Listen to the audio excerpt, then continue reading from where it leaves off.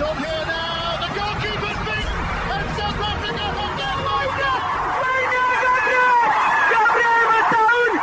Shaker Sport 2010. ሰላም ጤና ይስጥልን እንደምናላችሁ የተከበራችሁና የተወደዳችሁ የሸገር ስፖርት ዊዝ አበበ ግደይ የዩቲዩብ ቻናል ቤተሰቦቻችን በያላችሁበት እጅግ አስደሳች ጊዜን እያሳለፋችሁ እንደሆነ ተስፋ እናደርጋለን። መልካሙን ሁሉም ለናንተ እንመኛለን። ታዲያ ይህንን ሸገር ስፖርት ዊዝ አበበ ግደይ የሚለውን የዩቲዩብ ቻናላችንን ሰብስክራይብ አድርጉት፣ የደውል ምልክቱን ተጫኑትና አዳዲስ ፕሮግራሞችን ስንለቅ መልእክት ይድረሳችሁ። ላይክ በማድረግ እንዲሁም ደግሞ ሊንኩን ለሌሎች በማጋራት በተከታዮች ቁጥር እንድንበዛ የምንሰራቸው ፕሮግራሞችም ብዙ ሰዎች ጋር እንዲደርስ የምታደርጉትን ጥረት አጠናክራችሁ ቀጥሉ እንላለን። እስካሁን ላደረጋችሁልን ድጋፍ፣ እገዛ እና እኛን ለማንቃት ለሄዳችሁት ርቀት በሙሉ ምስጋናችን ትልቅ ነው። በጣም እጅግ በጣም አድርገን እናመሰግናለን። የመጡ የወዲሁ መልእክቶች አሉ። እናቴ ትሙት የሌለ ነው የምትመቹኝ ያለ ሰው አለ። አቢ ፎር አቢሎ 807 ይሄ ነው ስሙ። አሁን ከ28 ሰከንድ በፊት የተላከ ነው። አቤና ሳምሪ እንዴት አደራችሁ? እንኳን ደህና መጣችሁ። እስከ 6 አብረነን ይላል። ይሄ ሲያምረን ጋሻው ነው። እሺ ከዛ መፍራት እንዴት ነው የሚገለጸው? ይሄ ቡድን ፈሪ ቢሆን ወይም ስጋት ቢኖርበት ባለፉት ዓመታት በዚህ ልክ ያውም በጠባብ ስኳድ በዛ ልክ አናየውም ነበረ ይላል። ይሄ ደግሞ ስንታየው ስዩም የተባለ ሰው ነው። ይሄ አርሰናል ፍርሃት እንዳይታይበት ወይም የሚታይበትን የፍርሃት ስሜት ማስወገድ አለበት የሚለው ነው። ለምን በዚህ ኮሜንት አድርገን አንጀምርም? ፍርሃቱን በተመለከተ የለም እሱ እንደሚለው ያለው እሱ መፍራት እንዴት ነው የሚገለጸው? ይሄ ቡድን ፈሪ ቢሆን ወይም ስጋት ቢኖርበት ባለፉት ዓመታት በዚህ ልክ ያውም በጠባብ ስኳድ በዛ ልክ አናየውም ነበር ይላል። ደጋግመን በፕሮግራሞቻችን ላይ የስጋት ስሜት፣ የፍርሃት ስሜት፣ ቶማሽ ጥንቃቄ እያልን የገለጽናቸው ነገሮች ስላሉ ፍርሃት እንደሌለ ከሆነ አሁን ይህ አድማጫችን የተሰማው እንደዚህ አይነት ስሜት ያላቸው ሌሎች ሰዎች ሊኖሩ ስለሚችሉ ሀሳብ በማብራራት መጀመር እንችላል። አዎ እንችላለን። ይመቸኛል በጣም።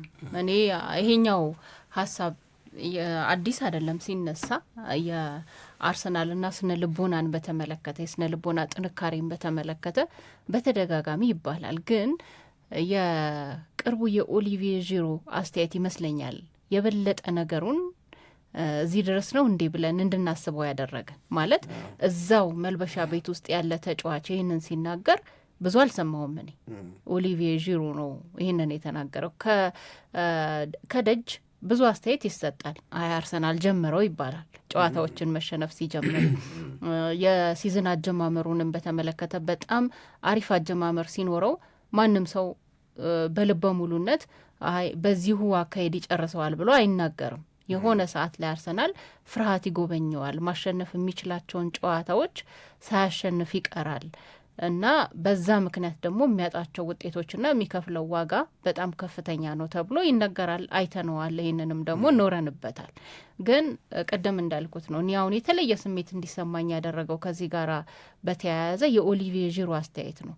ራሱ ነበረበት እና ልክ የሲዝኑ አጋማሽ ላይ ወደ ማርች ምናምን አካባቢ በቃ የአርሰናል ተጫዋቾች የተለየ የፍርሃት ስሜት ውስጥ እንደሚገቡ ተናግሯል። በዛ ወቅት ላይ ደግሞ ካየነው አርሰናል የሚያደርጋቸው ጨዋታዎች በብዛት ውጤት የሚያጣበት፣ ነጥብ የሚጥልበት ከማይገመቱ ቡድኖች ጋር ተጫውቶ እነዛ ቡድኖች ወይ በአቻ ውጤት ጨዋታቸውን የሚጨርሱበት ወይ የሚያሸንፉበትም ሆኖ ተመልክተን እናውቃለን። ስለዚህ ያ የፍርሃት ስሜት የለም አርሰናል ቤት ብሎ መናገር በጣም የሚያስቸግር ይመስለኛል። እንዳለ አይተናል። ግን ምን ያክል ተሰርቶበታል፣ ምን ያክል ተሻሽሏል የሚለው የሚያነጋግር ነው የሚሆነው ብዬ ነው ማስበው እኔ። አዎ የፍርሃት የስጋት ስሜት የለም ለሚለው ሀሳብ ምክንያት ከማስቀመጥ ይልቅ አለ ለሚለው የምናስቀምጠው ምክንያት የበለጠ አለን። አሁን ለምሳሌ እኔ አረ ምንም የሚፈራው ነገር የለም አርሰናል፣ አረ ምንም የሚሰጋበት ነገር የለም አርሰናል ብዬ ብል አብራራው እንደዚህ ያልክበትን ምክንያት አምጣ ብባል ብዙም አመጣው ነገር የለኝም። አይ የስጋት ስሜትማ አለ፣ የፍርሃት ስሜት ውስጥማ ይገባሉ ብዬ ብናገር ግን ደግሞ ያኔም አብራራው ብባል ማብራራው ወይም ማስቀምጣቸው ያንን ያልኩበትን ምክንያት ለመግለጽ ብዙ አልቸገርም። ይህንን ለምሳሌ አሁን አንድ ያነሳሽው ነገር የአርሰናል ያለፉት የውድድር ዓመቶች ሂደቶች ባለፉት ጊዜያቶች ላይ ያስተዋልናቸው በመኖር አርሰናልን በመከታተል የአርሰናልን ጨዋታዎች በማየት አርሰናል እኔ የሊቨርፑልን ያለፈውን የውድድር ዓመት ማንሳት እዛ ላይ የሆነ ነገር ማለት ብዙም አልፈልግም። ምክንያቱም የአምናው ሳይሆን ከዛ በፊት የነበሩት 2 የውድድር ዓመታት ማንቸስተር ሲቲ አንደኛ አርሰናል ሁለተኛ እየወጣ የጨረሰባቸው የሊቨርፑል የአርሰናል አሳልፎ ሰጠ የምለው አይደለም። በቃ ሊቨርፑል አሳልፎ ሳይሰጥ ቀረ ነው የምለው እኔ። ሊቨርፑል ጥሩ ነበረ፣ ሊቨርፑል እየመራ ነበረ። ቴሪ ዳንኤል ኦንሪ ከዚህ በፊት በተደጋጋሚ ብሎታል ብለን ስንናገር እንደነበረው ምንም አይነት የፍርሃት ስሜት የለም። ይህንን ያደረገው ፍርሃት ነው ምናምን የምትዩ የለም። ምክንያቱም ያን ያህል ስትሮንግ የምትዩ ኮምፒቲሽን ሊቨርፑል አርሰናል ላይ ለመድረስ ምናምን አድርጎ አርሰናል አሳልፎ ሰጥቶት ምናምን አለ። ሊቨርፑል እየመራ ነበረ፣ እየመራ ሄደ። አርሰናል ነው ሊቨርፑልን አሳዶ መያዝ ያቃት። ያውም የሆነ ቦታ ላይ የሊቨርፑል ተጫዋቾች ላይ ነርቨስነስ፣ አሁን የምንለው አይነት መረበሽ፣ ስጋት የምትዩ አይነት ስሜት እነሱ ላይ መታየት ጀምሮ ነበር ይልቁንም እና ያንን የሊቨርፑል ሰዎች ላይ የሚታየውን የፍርሃት ስሜት መጠቀም ስለመቻልና ስላለመቻል ነበር አርሰናልን በተመለከተ ስንነጋገር የነበረው። ታስታውሽ ከሆነ ያለፉት የነዛ ሲቲ አንደኛ አርሰናል ሁለተኛ ወጣባቸው የ2022 23 24 የውድድር ዓመት ላይ ግን አልነበሩም ለማለት ያስቸግራል። በተለይ እስከ ሚያዝያ ድረስ የደረጃ ሰንጠረዡ መሪ ሆኖ አርሰናል ማንቸስተር ሲቲ ጋፑን እያጠበበ ሲመጣ የአርሰናል ውጤት መደዳውን ሲበላሽ ጫናውን መቋቋም ከማቃት ነው እንጂ ከሌላ ከምንም ሊተረጎም አይችልም። 240 ቀን የደረጃ ሰንጠረዡ መሪ ሆነሽ ዊዝ ሪላክሴሽን እየተጫወትሽ ከዛ በኋላ ልክ ሲቲ ሲጠጋሽ ያንን የ240 ቀን መሪነትሽን በቀሩት ቀናትም አስቀጥለሽ የፕሪሚየር ሊጉን የሻምፒዮንነት ክብር መውሰድ ሳትሺ ከቀረሽ ጫናን ፕሬሸርን መቋቋም ካለመቻል ጋር ተያይዞ ነው ሌብል የምትደረጊው። አርሰናልም የሆነው ይሄ ነው። ሁለተኛው አለ እንደዚህማ የለም ማለት አይቻልም አለ የምንልበትን ምክንያት ብንወስድ አርሰናል በዘንድሮ የውድድር ዓመት በተወሰኑ ጨዋታዎች ላይ በአርቴታ የሚወሰኑ ውሳኔዎችን እኔ አበበ ግዳይ አጠገብ ያለችው ሳምራዊ ጣዕመ ምናምን ብቻ ሳይሆን ዓለም የተረዳው አርቴታ የተወቀሰበት አሉ የምትያቸው ፐንዲቶች አሉ የምትያቸው የቀድሞ እግር ኳስ ተጫዋቾች እና የእግር ኳስ ተንታኞች ተስማምተው የተናገሩት ነገር አርቴታ ለምን እንዲህ ያደርጋል ነው። የአንድ ቡድን የጨዋታ ሀሳብ ወደ ሜዳ ይዟቸው በሚገባቸው ተጫዋቾች ይታወቃል። ምንድን ነው የፈለገው? ከዚህ ጨዋታ ምን ስለፈለገ ነው እነገሌን ያስገባው? ጥንቃቄ ነው የፈለገው? አጥቅቶ መጫወት ነው የፈለገው? ዲፌንድ አድርጎ መውጣት ነው የፈለገው የሚለውን ነገር ቴልስ ዩ ሳምቲንግ አይደለም። ለምሳሌ ቶተናምና አርሰናል ሲጫወቱን አርሰናል 4 ጎል አግብቶ ጨዋታውን ሲያሸንፍ የቶተናም አፕሮች ቶማስ ፍራንክን ያስወቀሳቸው ከዚህ ጨዋታ ድል የፈለገ ሳይሆን አለመሸነፍን የፈለገ ቡድን ነው። ይሄ ስለ ሰውየው አርሰናልን በተመለከተ የተሰማቸውን ስሜት፣ ጌሙን በተመለከተ የተሰማቸውን ስሜት ይነግረኛል። ቶተናም በጣም ለመከላከል አስቦ ነው የገባው። ወይም ከተወሰኑ ዓመታት በፊት ሞሪኒዮን በተመለከተ የሚሰማን ስሜት የሞሪኒዮ ያ የነበራቸው ትልቅ ግሬስ እየወረደ እየቀነሰ መጥቷል። ለምን እንዲህ ያላችሁ ስንባል ሞሪኒዮ ከማሸነፍ ይልቅ ላለመሸነፍ ወደ ሜዳ የሚገባ ቡድንን ይዘው ይገባሉ። አፕሮቾቻቸውም እንደዛ ናቸው። ሞር ፕራግማቲክ እየሆኑ ነው ምናምን እያለ ነው። ቴልስ ዩ ሳምቲንግ። አሁንም ይሄም ቢሆን የሆነ ነገር ይነግርሻል እኮ እዛ አካባቢ ያለውን ስሜት ያሳያል። ከዚህ እንነሳና አርሰናል ከማንቸስተር ሲቲ ጋር ሲጫወት የማይፈራውን ማንቸስተር ሲቲን አልፈራም ወይ? ዘንድሮ እኮ ነው የምልሽ፣ ድሮ ያረጉበት አቻ ያወጡበት ጨዋታ ላይ ያ ማንቸስተር ሲቲ በማቃት ላይ የነበረ ያቃተው የነበረ ማንቸስተር ሲቲ፣ በመቸገር ላይ የነበረ ማንቸስተር ሲቲ፣ አንዳንድ ከአርሰናል በጣም በእጅጉ ያነሰ አቅም ላይ ያሉ ክለቦች ውጤት በቀላሉ የሚወስዱበት የነበረ ማንቸስተር ሲቲ ነው። እንዳሁኑ ወደ መረጋጋት ገና አልመጣም ነበር እና አርቴታ ለምን ተወቀሰ ስትል ፈርቶ አርቴታ ዲና ያላረገውን ነገር ሀሳብ የጻፈልን ሰው ሊክደው አይችልም። ስለዚህ በየጌሞቹ ላይ የነበራቸው አፕሮች የሚነግርሽ ነገር አለ። ሌላው ቀርቶ እኮ ከሰንደርላንድ ጋር ሲጫወቱ ነው 5ኛ ተከላካይ ያስገባው። ልክ መምራት ሲጀምር ሌሎቹን ባክፎሩን ምንም ሳይነካ ሞስኩዌራ ሲያስገባ ምንድን ነው ኢንቴንሽኑ የሚለውን ነገር ይነግርሻል። ጥንቃቄዎች እንትኖቹን በቃ ጫናዎቹን መቀበል መቸገር ወይም ጫናዎቹን ማስተናገድ መቸገር ማቃት ምናምን ነገር እንደሆነ ይነግርሻል። ስለዚህ በየትልልቆቹ ጨዋታዎች ላይ ወደ ሜዳ ተይዘው የሚገቡት ሀሳቦች እና በመጀመሪያ ተሰላፊነት ጨዋታውን እንዲጀምሩ የሚደረጉት ጨዋታዎች አርሰናል በራሱ አቅም ላይ ልበ ሙሉ ለመሆን ለመተማመን 100% የሆነ የሚቀረው ነገር እንዳለ ይነግርሻል። እስከ ቅርብ ጊዜ ድረስ ቡድኑ ላይ አንዳንድ ጥያቄዎችን ማንሳት እስክንጀምር ድረስ አርሰናል በዘንድሮ የውድድር ዓመት የፕሪሚየር ሊጉን ዋንጫ የማያሸንፍ ከሆነ ዋናና ምናልባትም ብቸኛ ምክንያቱ ፍርሃት ነው ስንል ነበረ፣ ስጋት ነው ስንል ነበረ፣ በጣም የበዛ ጥንቃቄ ነው ስንል ነበረ። ለምንድን ነው የአርሰናል የትልልቅ ጨዋታ ውጤቶች የሚፈለጉትን ያህል ያልሆኑት? ለምሳሌ በቅርቡ አንድ ሰው ሲናገር አርሰናል ዘንድሮ የፕሪሚየር ሊጉን ዋንጫ ያሸንፋል ብዬ አላስብም። ይህንን የምልበት ዋነኛው ምክንያት ደግሞ አርሰናል በትልልቅ ጨዋታዎች ላይ አሪፍ ውጤት ይዞ እየወጣ አይደለም። ከሊቨርፑል ጋር የሆነውን፣ ከሲቲ ጋር የሆነውን፣ ከቪላ ጋር የሆነውን ውጤት ምናምን ጠቃቅሶ እንደነዚህ ያሉ ጨዋታዎችን ሳታሸንፊ የፕሪሚየር ሊጉ ሻምፒዮን መሆን በጣም ከባድ ነው። የዛ ተጫዋች ማብራሪያ የነበረው ስኮልስ ነበር።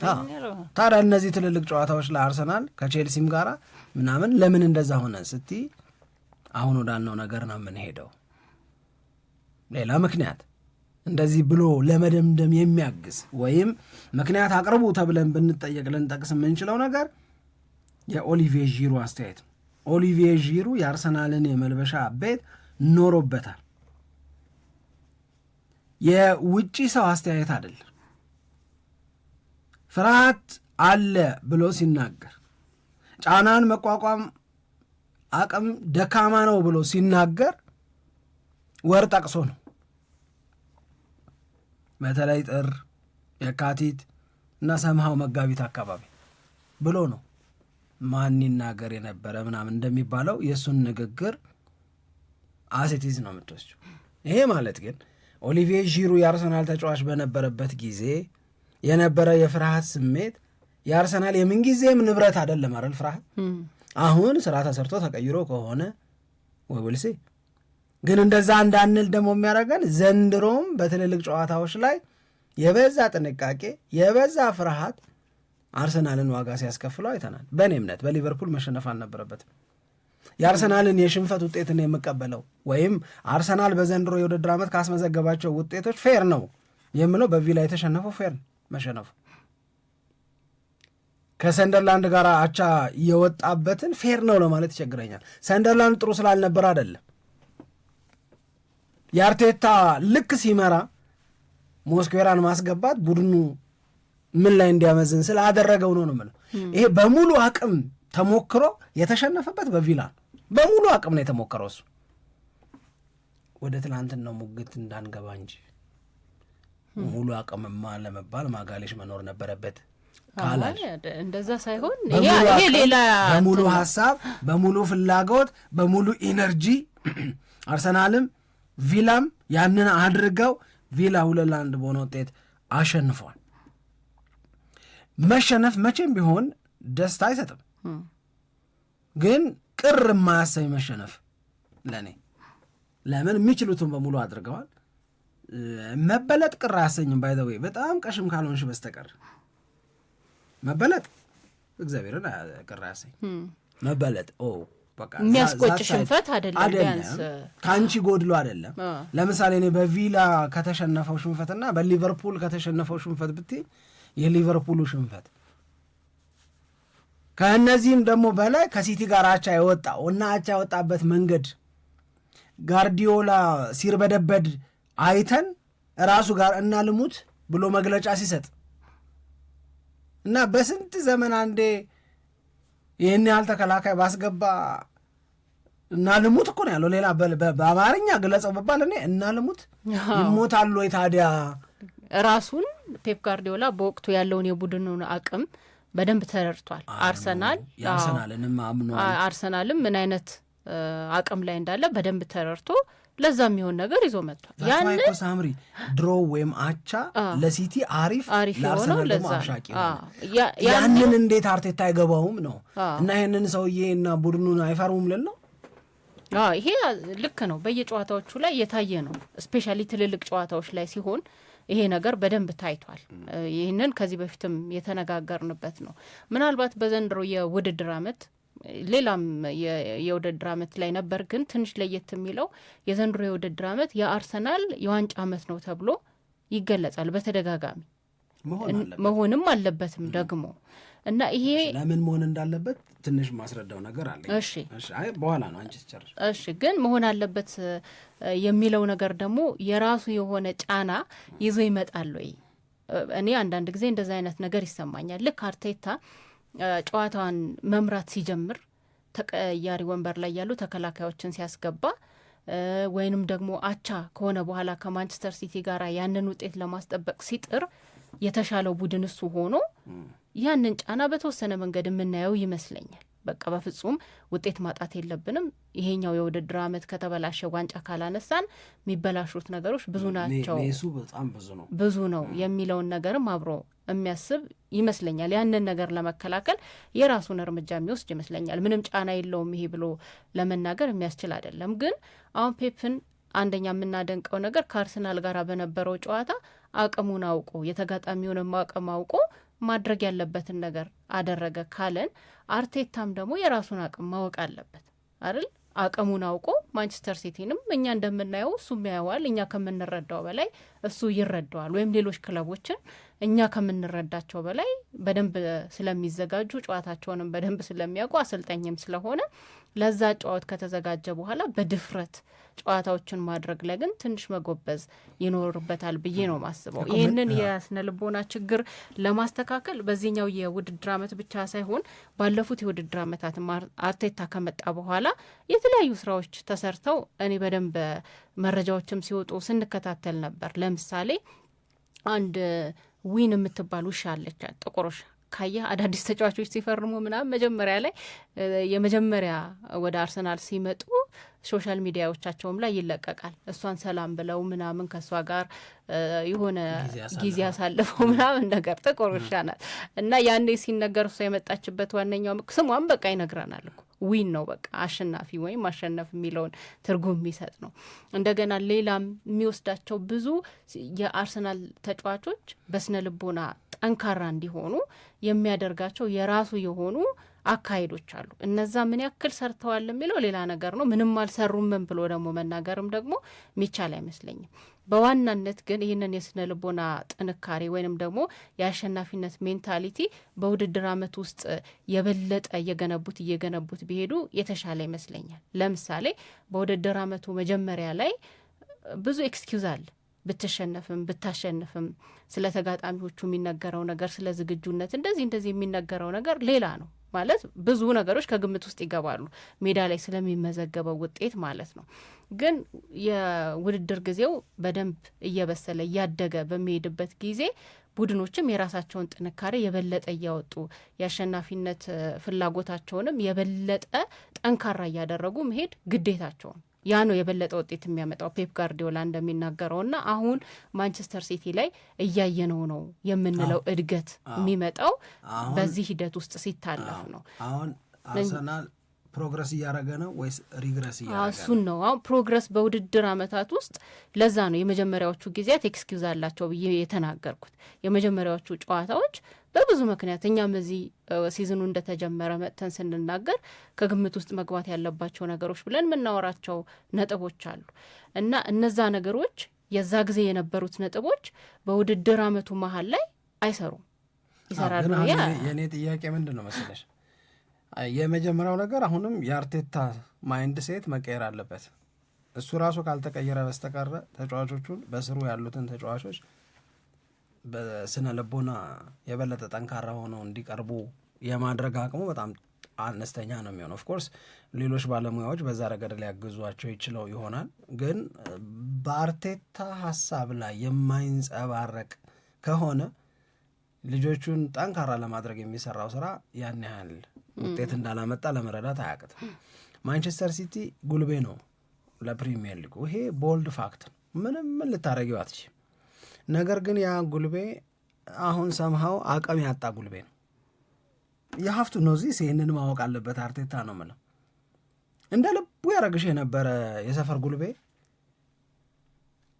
አቅሙን ተማምኖ ጉልበቱን ተማምኖ ፈርጣማነቱን ተማምኖ በአንቺና በሱ መካከል ያለውን የአቅም ልዩነት ከግምት ውስጥ አስገብቶ በትንሹም በትልቁ ማጉራጠናኝ እያለ የሚረብሽ የነበረ ሰውዬ አቅም ሲከዳው የሀፍቱ ነው። ተሰቃይተሽ ኖረሻል እኮ የሀፍቱ ነው። ይህንን ማወቅ አለብሽ። ይህን አለማወቅ ትልቅ ድክመት ነው። እንደ ትላንት አይደለም። አሁን ምንም አያመጣም በዛ በለሽ ነገር ለመጀመር የሚያግዝሽ ትንሽ አናሊሲስ ይኖርሻል አይደል? አላበዛውም እንዲ አሁንስ ምንም አያመጣም። አርቴታ ይህንን መረዳት አልቻለም ስለ ማንቸስተር ሲቲ። አይ ነው አርቴታ እና አርሰናል በማንቸስተር ሲቲ ብዙ የተሰቃዩ ናቸው። ከተወሰኑ ዓመታት በፊት 9 ጨዋታ አድርገው 9ኙንም በመደዳው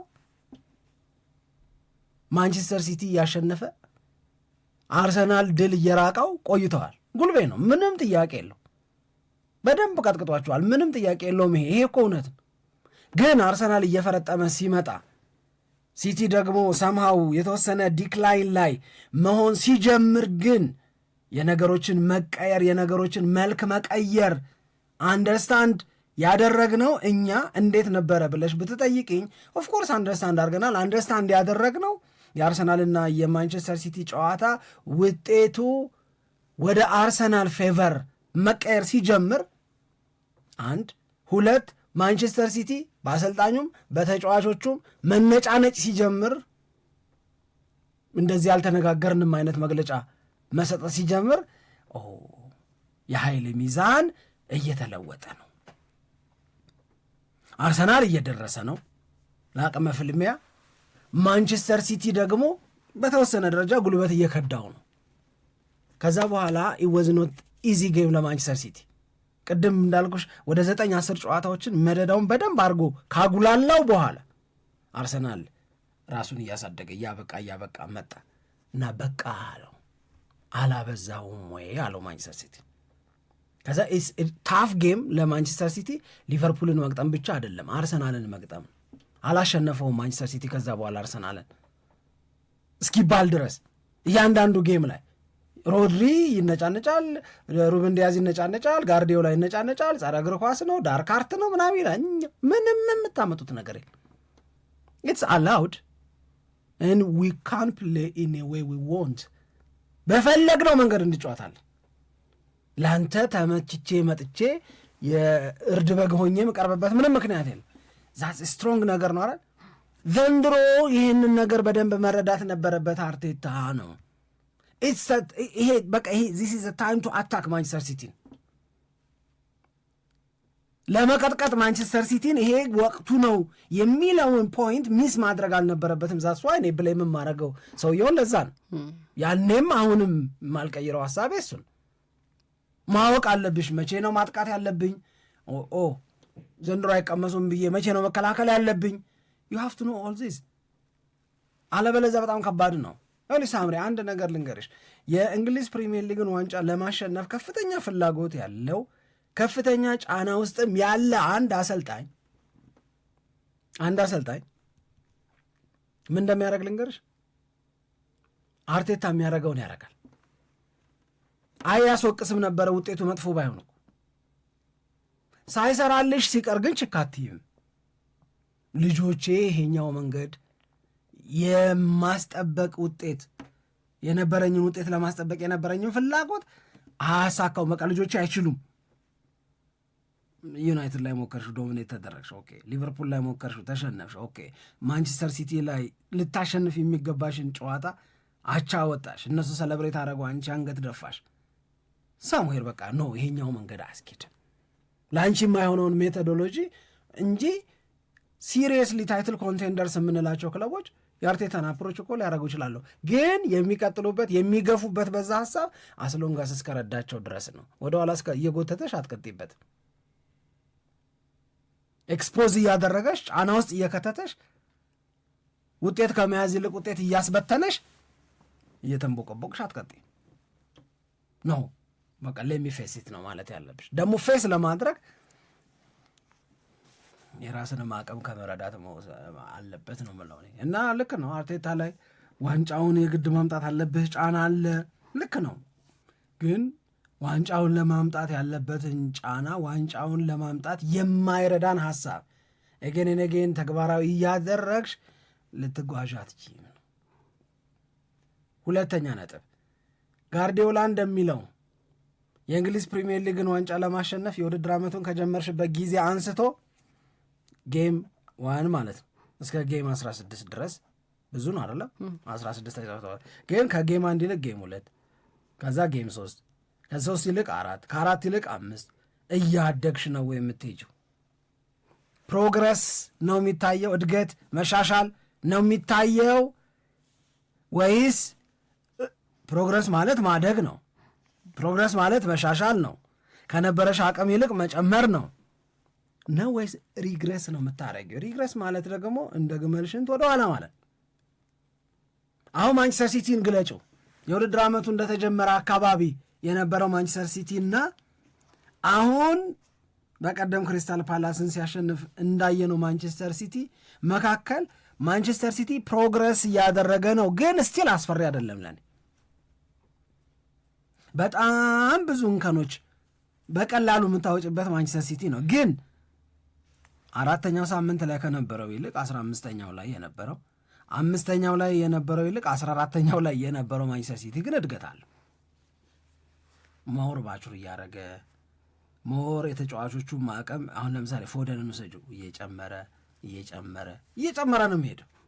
ከዛ ሸርኪን ውሰጂው እየጨመረ ነምበር ኦፍ አሲስት ላይ የሊጉ አንደኛ እየሆነ እኔ በአሰልጣኝነት ዘመኔ እንደ ራያን ቼርኪ አይነት ሰው አይቼ አላቅም ብሎ ጋርዲዮላ እስኪናገር ድረስ ፉል ኦፍ ታለንት ነው ያስደንቀኛል ምናምን እያለ እስኪያሞካሸው ድረስ ራያን ቼርኪ ጉዳት፣ ራያን ቼርኪ የሚጠበቀውን ነገር ለማድረግ የተወሰነ ውስንነት ራያን ቼርኪ እያደገ ሲሄድ ሃላንድ ያለውን ብቃት ይዞ ሲቀጥል እንደዚህ ስቲ ቡድኑ እያደጋል። ካን ዊ ሴ ዘ ሴም ቲንግ ፎር አርሰናል ጌም 4 እና ጌም 14 ላይ አንድ አይነት ነገር ነው የምንናገረው ነው ከሆነ አሪፍ ነው።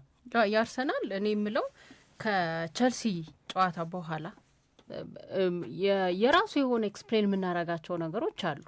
በተለይ ግን አሁን የወልቭስ ጨዋታ ከዛ በተጨማሪ የአስቶን ቪላ ጨዋታ፣ የቸልሲ ጨዋታ ስለ አርሰናል ሀሳባችንን ለወጥ እያደረገን እንድንመጣ አድርጎናል። ስፔሻሊ ከወልቭስ ጋር የነበረው ጨዋታ እኔ የምረዳው እንደዛ ነው እንጂ በውድድር ዓመቱ መጀመሪያ ላይ በጣም ታፍ ጌም ከነበራቸው ክለቦች መካከል አንደኛው አርሰናል እነዛን የተወጣበት መንገድ ብዙ የሚያስወቅስ ላይሆን ይችላል፣ አሪፍ ነበር። ከዛ በኋላ ግን እንደገና የሻምፒየንስ ሊግ ጨዋታዎችም ሲመጡ በተለይ የሰንደርላንድን ጨዋታ ካደረገ በኋላ የሚመጡት ተከታታይ ጨዋታዎች ከቶትናም ከባየር ሚዩኒክ እና ከቼልሲ ጋር ስለነበረ እነዚህን 3 ጨዋታዎች እንዴት ይወጣቸዋል የሚል ጥያቄ ነው የነበረው። ሁለቱን ጨዋታዎች በጥሩ ሁኔታ ተወጥቷል፣ ባየር ሚዩኒክንም ቶተናምንም ማለት ነው። ከቼልሲ ጋር የነበረው ጨዋታ ደግሞ የራሱ የሆነ ጥያቄዎች የነበሩበት ነው። አጋጣሚዎችን አርሰናል መጠቀም አልቻለም ተብሎ የተወቀሰበት ነው። ምክንያቱም ቼልሲ በ10 ተጫዋች ነበር ጨዋታውን የጨረሰው በቀይ ካርድ ካሴዶ ወጥቶ ማለት ነው። ስለዚህ ከዛ በኋላ የነበሩት ነገሮች ትንሽ በመሀልነ ብሬንትፎርድ እንደዚህ ቢያሸንፍም ግን ጥያቄዎች እየተነሱ እንዲመጡ ያደረገ ይመስለኛል። እኔም ሳስበው ለዛ ነው አሁን ያደገ ከመሄድ ወደኋላ የመጀመሪያውን ኮንፊደንስ ደጋፊዎች በክለቡ ላይ ያላቸውን ኮንፊደንስ ይዘው እንዳይቀጥሉ ያደረገ ነው እንጂ በማንቸስተር ሲቲና በአርሰናል መካከል እኮ የ7 ነጥብ ልዩነት ተፈጥሮ የነበረበትም ጊዜ ነበር። 10 ሊደርስ የሚችልበት ነበር። ግን ያንን አጋጣሚ በተገቢ ሁኔታ መጠቀም አለመቻል አሁን የነጥብ ልዩነቱ 2 ብቻ እንዲሆን አድርጎታል። አሁን የበለጠ በማንቸስተር ሲቲና በአርሰናል መካከል ያለው ፉክክር የሚግልበት ወቅት ነው እና የስነ ልቦና ጫናም ደግሞ ካለ በአርሰናል ቤት አለ ብለን ነው እየተናገርን ያለ ነው። ያንን በዚህኛው የውድድር ዓመት መፍታት ካልቻሉ ዋጋ የሚያስከፍላቸው ይሄ ሊሆን ይችላል። ምክንያቱም ማንቸስተር ሲቲ የበለጠ እንዲህ አይነት ሁኔታዎች ከዚህ በፊት ፔፕ ጋርዲዮላ ሲናገር እኛም ፕሮግራማችን ላይ አቅርበነው ነበር። እኛ ይመቸናል ጫና እንዲህ አይነት ነገር ብሎ ሲናገር ነበር እና ይህንን ወደ ሚፈልጉት ነገር በመቀየር ረገድ ያላቸው ችሎታ በጣም አሪፍ ነው። አሁን ቲዮ ዋልኮትም ሲናገር ነበር። አሁን የአርሰናልና የማንቸስተር ሲቲ ፉክክር በቃ የማንቸስተር ሲቲ ጉዳይ በጣም ያሰጋኛል እኔ ብሏል።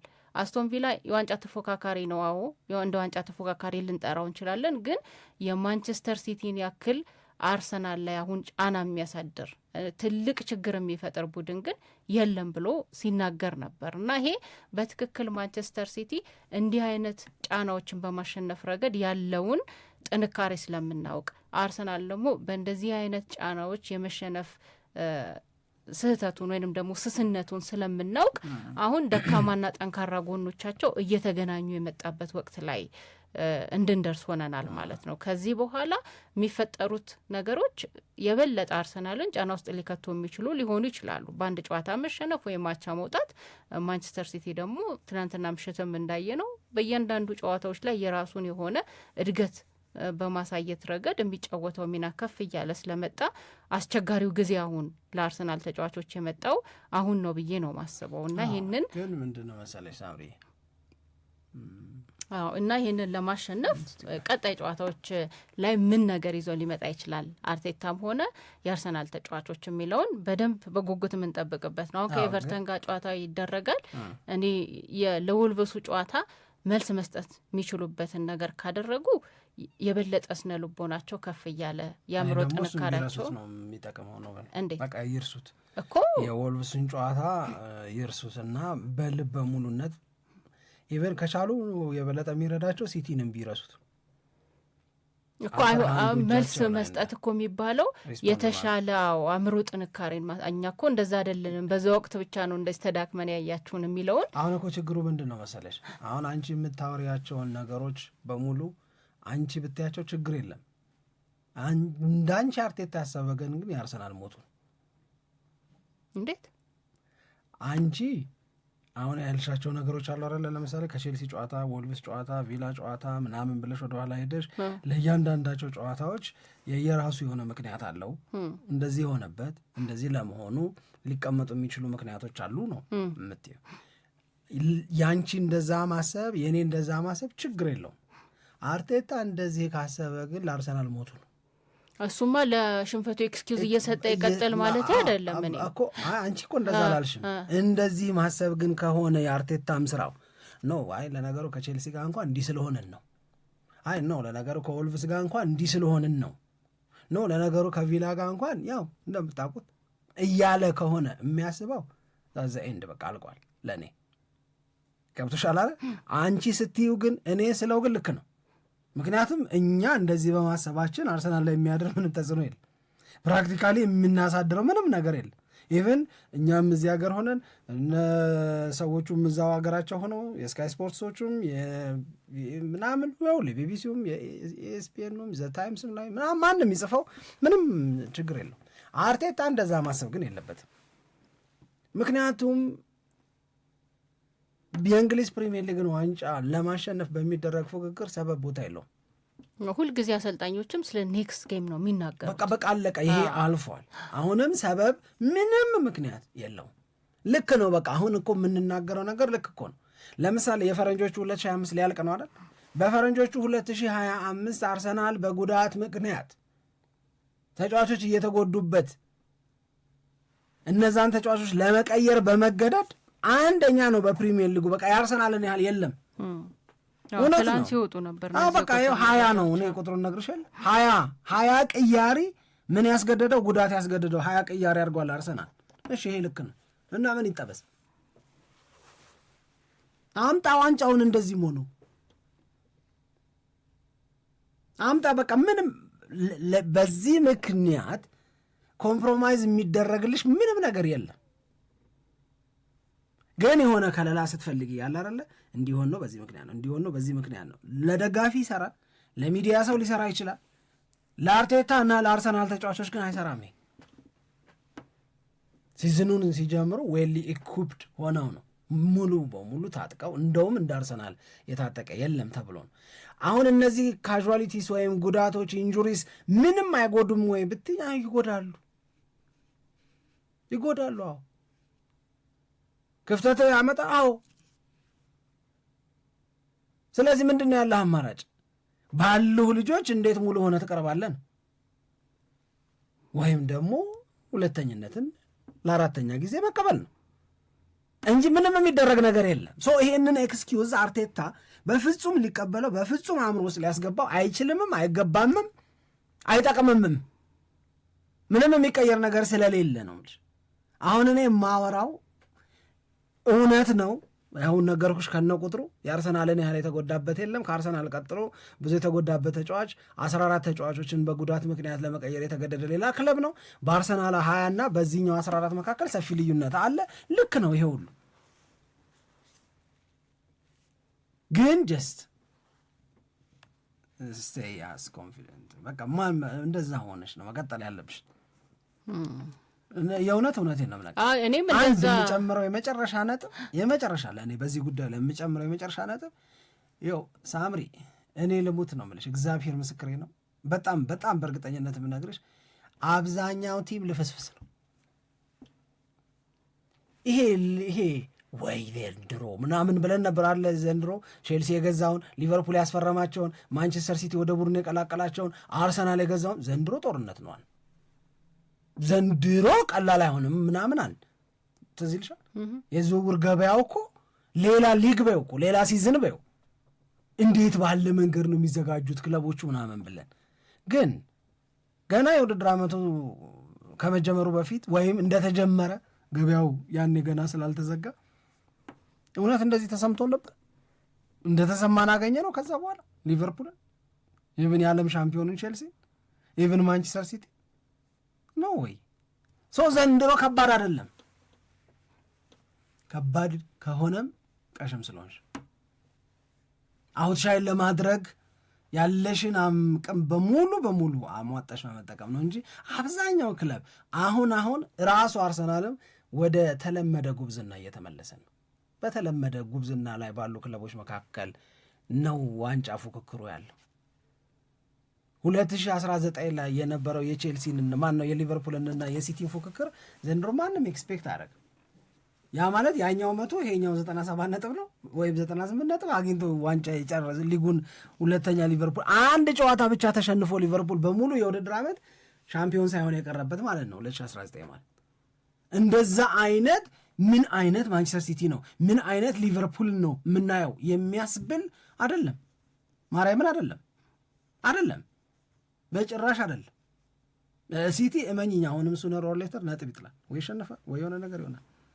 ግን ያንን ካፒታላይዝ ማድረግ አርሰናል ካልቻለ እሱም በተለመደ ጉብዝና ሌቭል ላይ እየወረደ ነው ማለት ነው። ለጊዜው ይህንን ነው ብሎ ነው። እሺ አድማጮቻችን በጣም ጥሩ እይታ አድርገናል። እናንተ ማስተያየት ሰጡበት። የአርሰናልን የፍርሃት ጉዳይ በተመለከተ አድማጮቻችን ያነሱትን ሀሳብና ጥያቄ መነሻ በማድረግ ነው ይህንን ውይይት ያደረግነው። እናንተም ምን ትላላችሁ? ይህንን ነገር አስተውላችኋል ወይንስ አላስተዋላችሁም? በዘንድሮ የውድድር ዓመትስ ደግሞ አስተውላችሁ ከሆነ ከዚህ በፊት አለ ብላችሁ የምታምኑ ከሆነ በዘንድሮ የውድድር ዓመትስ የተለየ ነገር አለ ወይንስ እንደነበረ ነው? ይህንን አስተያየት እየሰጣችሁበት የበለጠ እየተወያየን እንድንቀጥል እንጋብዛችኋለን። እንመለሳለን። It's on here now. The goalkeeper's beaten, and South Africa have done